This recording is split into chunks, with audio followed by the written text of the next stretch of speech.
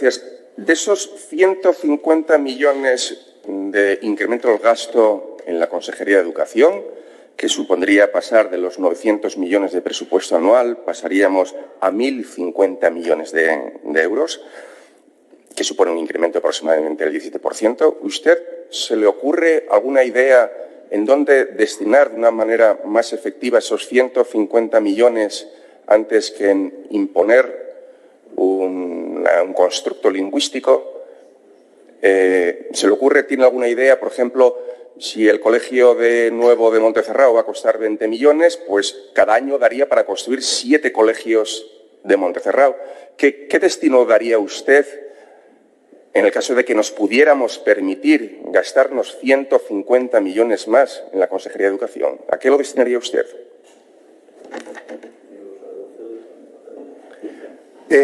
Bueno, la cantidad exacta, en el caso de educación incluso, no la podemos saber porque, y leo literalmente un extracto de un acta de mesa de negociación que tuvimos hace unos días, a preguntas de CESIF, a la jefa del Servicio de Plantillas, Costes de Personal y Relaciones Laborales se le solicitó información sobre la plantilla exacta que maneja la Consejería de Educación.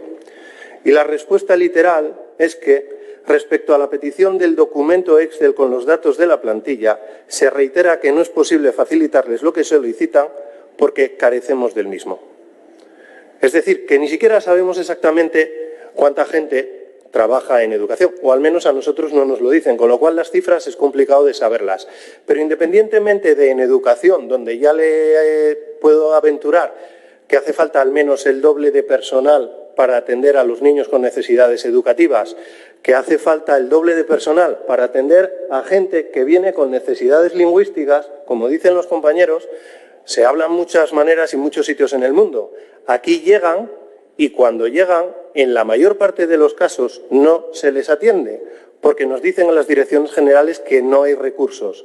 De la misma manera que nos dicen en las direcciones personales que no hay recursos para atender las peticiones de los centros y por este año solo se atendieron un 20% de las peticiones de personal que se hicieron en los centros. Pero independientemente de en educación, reitero, a los funcionarios públicos asturianos se nos bajó el sueldo en el año 2010 y desde el 2010 ni cobramos las pagas extras íntegras y hemos perdido más de un 20% de sueldo.